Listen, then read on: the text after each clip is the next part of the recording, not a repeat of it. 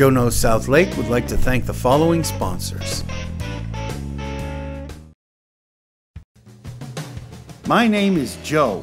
20 years ago, my wife and I moved to Lake County with our 4 young children and settled down. In that time, we've worked, worshiped, played, and raised our family. Today, I've met the people and discovered the businesses and organizations that make up a vibrant, dynamic community. Join us as we share with you what makes South Lake great. I'm Joe, and Joe Knows South Lake. Welcome, welcome, welcome to Joe Knows South Lake. I am Joe Carlisle. Another happy South Lake morning. We are doing something a little different today.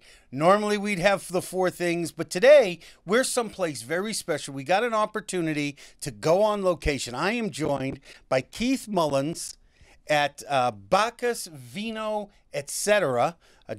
ETC is a abbreviation for an entire word. So we're out here at Bacchus Vino Etcetera. Keith, thank you for having us and welcome. Keith actually has been a friend of mine for a little while. We do an awful lot of work together through the chamber. We are out here at his shop at 692 West Montrose Street. We are right across from City Hall in the downtown area of Claremont. And one of the reasons I wanted to get out here is because it's Christmas season. Yes, it is. People do so much entertaining. Your shop is actually a serious landmark in the downtown area. When I think of small businesses doing it right, this shop really comes top of mind as to one of the examples of the way to do it. And you all know how much I prefer to support small local businesses as opposed to the big corporations. And we're going to find out why in just a minute. The first thing I want to start with is, you know, we're in downtown. How long have you been here, Keith? We opened up in March of 04. I'm sorry, May. So it's been 15 and a half years. 15 and a half years. So obviously you're doing something right. Hanging in there. Yeah. You know, because, you know, you don't keep a business open for 15 years losing money every year, right? You're obviously also providing an amazing service, and you've seen a lot of changes in the downtown area. It's changed quite a bit. You know, the whole city has. Right. And we were talking a little bit earlier about, you know, there's a lot of hype about the master plan, but you know, it really is a concept, not necessarily a plan, because like any battle plan, it's going to go south at some point. Right? Things change. Things change. What I wanted to do was to get an idea a little bit about your history and your background. How are you making it here? Well, I came with a wine background. I actually started in the wine business back in '72. Working for a winery in Paw Paw, Michigan. So I had a lot of experience on the production side. I was never a winemaker. I was always the logistics or shipping or making things happen, and turned into a numbers cruncher on the financial side. But about 16 years ago, let's say, I had an opportunity to get away from the corporate world. You know, the youngest graduated from college, which oh yeah, it's a big change in your life. It's a life-changing event. A wonderful life-changing event. Wonderful. And it's like, okay, we don't have to worry about that. So we decided, well, let's just start a little wine shop. And since I had the wine background and Claremont was starting to become a wine town, we said, well, let's start a shop and offer Claremont a little bit something more than they're getting at the supermarket. And that's what we offer, is wines that you don't necessarily see at the supermarket, more of a restaurant and wine shop. And because of my experience, I can talk about the wines to people and explain to them where it came from, what kind of grapes it's made out of, and why they might enjoy it. Now, I know every now and then you do tastings and that sort of thing. And I think one of the things, again, that makes your shop unique is you can get wines that you're not necessarily going to find on a shelf at the liquor store or at the local grocery store. What do you think is the most special about that? Do you find a lot of people coming in looking for that, or people come wine because of the way it's been sold years ago was very confusing and very intimidating. And when we first opened, our tagline, because wine is fun. And you know, some people say, well, I don't know the right vintage, I don't know the right area. Well, forget all that stuff. You are the world's foremost authority on your palate. What do you like to drink and what do you like to eat, and how do we put the two together? And that's really what wine enjoyment is. It's not being able to sit down at dinner and impress your friends with this grape grew in that year before the rains on the east side of the mountain. Yeah, it's impressive for the wine geeks. But when you're sitting there at dinner, just enjoy the food and enjoy the wine. Yeah, you don't necessarily have to be a wine geek to enjoy a good bottle of wine, to appreciate a good bottle of wine. You know, when I was in the restaurant business, I used to tell people all the time, what's the best wine? The best wine is the wine you like. Yeah, you know, exactly. those rules about, you know, red with beef and white with chicken is great if you like white or you like red. Exactly. But if you hate it, it's better to have a wine that you enjoy, no matter what you're eating, than to really follow some sort of hard and fast rule. Yeah. And I think that's one of the things that's cool about your shop. It's very eclectic. As I look around, there's all sorts of cool stuff. It's not just wine. You have some retail stuff, some accessories. Yeah. Your decorating is absolutely amazing. I Well, thank see you. the book, The Lore of Alsace and Champagne, and you know, a book about the wines or the vineyards in Chile. And so you're doing things here that I don't see anywhere else. And again, that's one of the reasons that I really like small businesses, is because you can't find this anywhere. Nobody does what you do here. No, it's a little bit of a passion. You know, we enjoy it, and it's you're here, or we're here, you know, every day, and we're constantly learning. You know, every time the sales reps come in with more wines, they bring more history, more stories. Quite often, they bring the winemakers and people from the winery with them. So you're always interacting in that wine community and picking up, you know, what's new, you know, what's changed, and it's fascinating. Do you know, I think one of the things that's really cool is you and I were talking earlier about advertising and getting people in the door, which is important when you have a small business. But most of your business comes through events, I understand. Right. As far as finding new customers, we do things like we do a wine walk 6 times a year, where you start here and I sell you a glass and a bracelet and a map, and then you go visit about 30 stores. Each one has 1 or 2 wines to sample, so you can try different things. And all downtown. All downtown. It's kind of like our Claremont version of a pub crawl, right? We call it a wine walk. A wine walk. Yeah, and okay. we use stemware. And you explore and you learn wine. I know when I was young, there was a famous wine guy, Alexis Lachine. And he had a quote, at least it was attributed to him: if you want to learn about wine, throw away the book and buy a good corkscrew. Oh, yeah. Yes, great idea. So Yep. that's it. You know, if you want to learn about wine, sample as many wines as you can. You know, was the wine walk your creation? I stole it from some other cities. Did you? And put the Claremont spin on it. Do you know, the thing I love about the wine walk is it's a fun way to discover the businesses that are down. I'm sure you give them a map too. Oh, yes. When they get the armband, it's a great way to discover what downtown Claremont has available too. Oh, sure. You know, and a little sip here and a little sip there, you have a good time, but you really get to discover. I'm a big fan when I go out with my wife and we have a date night or a Saturday or something, is going and discovering something. There's just something Exactly. special about learning about your area and the cool little things that are going on. And Claremont is filled with shops like that. And the wine walk, which would start here, Yeah. just will show you all about It's it. very much about exposure. Then there's the food truck rallies, the first Friday, the farmers market, events like the softball tournaments out at Legends Field. Oh, yep. In the spring. You know, I have nothing to do with them, except they bring out of town visitors to town, and they come looking for shops like this because we're not another mall. No, yeah, We're exactly. Yep. downtown. We're somehow different than the city they came from. And I'm sure we're hoping with the trail moving slightly and shifting through downtown, I'm sure you're hoping to get maybe a little bit more business through that. It all spills over, and just other merchants. You know, when a merchant opens downtown and they have 4 or 5 employees, that's 4 or 5 potential new customers to me. Yep. Oh, yeah, makes sense. Yeah, Makes so sense. we all create a critical mass. I just think that's going to be really cool for the downtown because, you know, obviously we'll get races and things like that. And then this area will become a very cool place if you're an observer of the race to come hang out, have a glass of wine, have some. And part of the master plan does include residential. Exactly. They want 600 or 700 people to live down here and shop down here on a regular basis. Boy, that's down the road. Look, I want to shift gears here for a minute because it is Christmas time. I actually got into that subject because we do have Light Up Claremont this weekend. Yes, we do. Friday night, tonight, and you'll be open tonight. We'll be open. And you'll be served. Will you have any specials? Well, during huge events like that, we've got plenty of wine to sell, but most people are focused on the individual servings.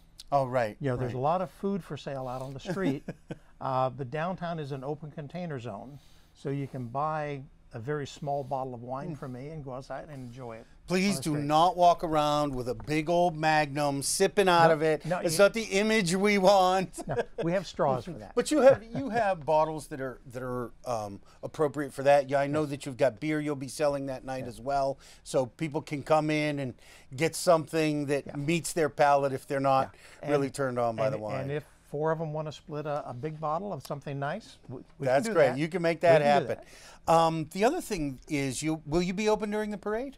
Yes. Yeah, we're here all day. Our normal hours are 10 to 6, Tuesday through Saturday. Great. And 9 to 2 on Sunday for the farmers market. Great. So when there's events, if they go later, we stay open later.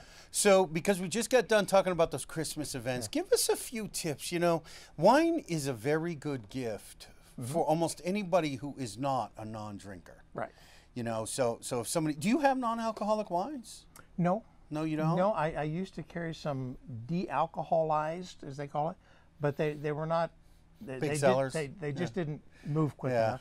But when it comes to giving gifts, I encourage people to stay a little bit mainstream. You know, if you don't really know what the person enjoys, don't get too extreme. Go with your 3 or 4 basic varieties. Define what you mean by that. Oh, Chardonnay, Cabernet, Merlot, Pinot Grigio. Okay. You know, that if you know they're a sweet drinker, Moscato is quite popular this time of year. A lot of people buy wine because of the pretty label. They laugh when they do it, but it happens all the time. Yeah. But if you're giving a bottle of wine to a dog lover, find a bottle of wine that has a dog on the label. Yeah, you can do that now. Yeah, if they're an airplane lover. That's a great idea. Yeah, so find a wine with a story that they might enjoy. Do you have some of those types of bottles here? Sure. Yeah? Great. For somebody who's really into wine, if you know their particular variety or region, you can get something that's maybe a little bit different for them to try. Because a lot of people do get in a wine rut. They drink the same wine over and over and over, and it's fun to try something different sometimes. Well, let me ask you this too, is because the other part of this time of year is entertaining, right? And I know I've been invited both to some small dinner parties that are 8-10 people and to a couple of parties that are potlucks. Can you give us some advice for bringing a bottle? I know that I did a story on Friendsgiving, and they said everybody is required to bring a bottle. Would you suggest that for a potluck? It worked. I've gone to several parties where it was bring your own everything. So bring what you like to drink, that makes sense. And you know that other people may see it and say, "Hey, can I try have that?" some? Yeah, so that's I like fine. that idea. And that way you know your guests are going to have something they'll enjoy.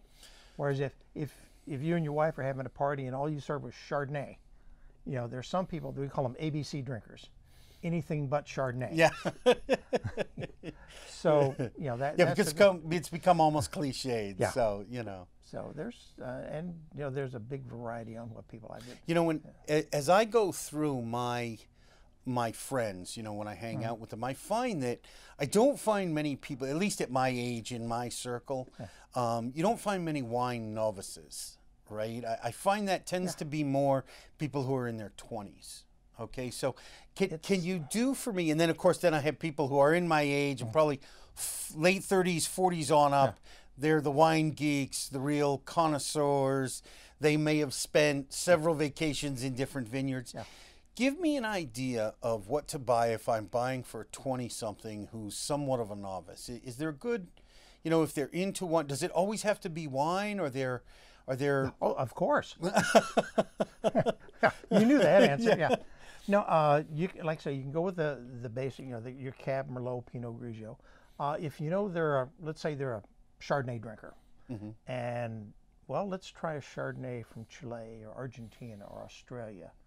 Oh, I like that idea. just- Something yeah, that's not from a same, normal. Same grape, but let's try a different. Like I have a line of wines out of Uruguay. Oh, And I'll say that's not a place people think of. If they're a beginning drinker, someone who's younger and just started, something lighter like Beaujolais or Pinot Noir.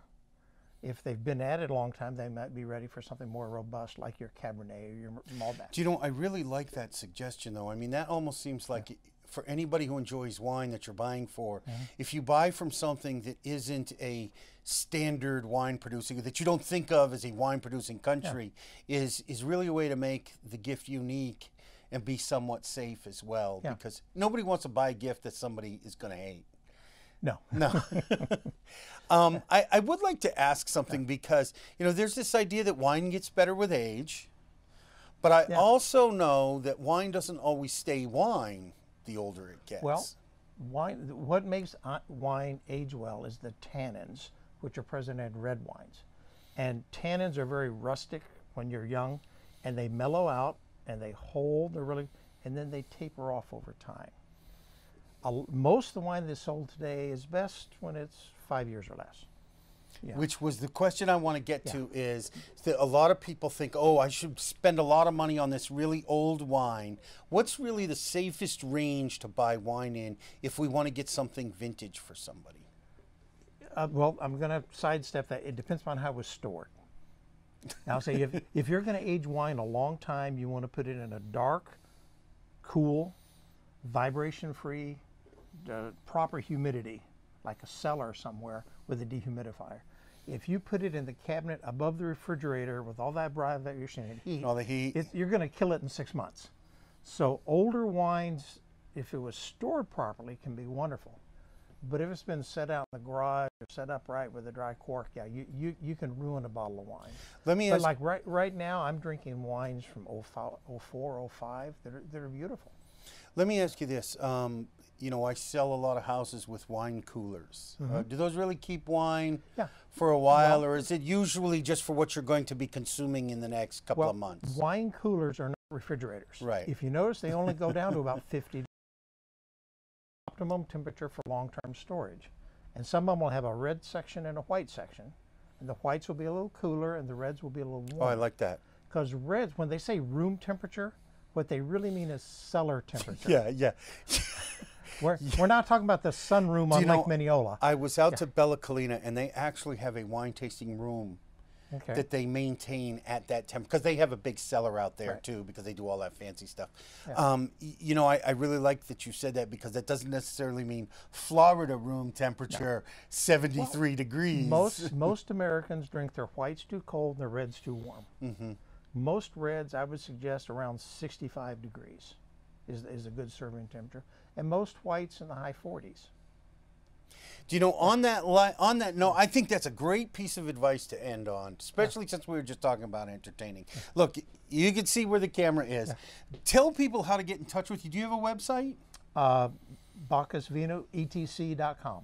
Can people buy cases online? No. Our website basically just has events and information on how to come here. Okay, great. Again, people talk about shipping wine. How many days do you want it on the hot UPS truck?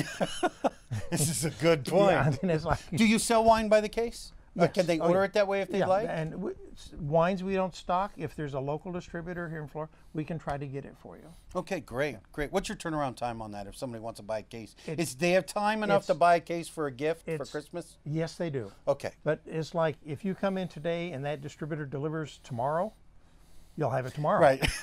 if they delivered yesterday, next week. If it's coming from Alsace-Lorraine, we might have a problem. I deal with Florida-based distributors. Oh, great. So it could be in their warehouse, or maybe they've got a shipment. But they can come in and talk to you about that. Oh, sure. You can get all that information for them. Great. Look, I want to encourage all of you, like I always do, come on downtown. Go on the website and find out about some of the events. Keith has been he himself is a standard in this city, a real pillar of the community. I know that he served several years on the city council. He just finished filling out Mr. Good Game's term because he passed away. We really appreciate you stepping in to do that. You're welcome. You know, a real servant of the community, but a real example of what a small business needs to be. So please come on downtown, grab a bottle of wine, get yourself some gifts, get some information, do some entertaining. Get the experience, okay? Come on down. We'd love to see you. With that said, if you know anybody who should be a guest on Joe Knows South Lake, please, please, please reach out to me. I'm sure Jay has the information up. Call, text, email, private message. I will receive all of it. Heck, come on down to my office and knock on the door. You should be advertised. Look, if you want to brand your business, and you should be branding your business on South Lake TV, we have a few spots available for next week's Christmas parades in Groveland and Mineola. Reach out to us. Very, very, very affordable for those spots. And you can contact me through all the information, or you can contact Jay through the website, and all the contact information is there. I would also like to say and remind you, there is greatness inside you. And as Keith is doing by serving his community, he's using his greatness to bring the greatness out in others. And I want to encourage you, I want to dare you to do the same. Use your greatness to bring out the greatness in others. Spread a little Christmas cheer at this Christmas time, and you won't regret it. I'll see you on Monday. I want to thank you for joining us. Like I said, I'll see you on Monday, and I love you. Bye-bye. My name is Joe. 20 years ago, my wife and I moved to Lake County with our 4 young children and settled down. In that time, we've worked, worshiped, played, and raised our family. Today, I've met the people and discovered the businesses and organizations that make up a vibrant, dynamic community. Join us as we share with you what makes South Lake great. I'm Joe, and Joe Knows South Lake. Joe Knows South Lake would like to thank the following sponsors.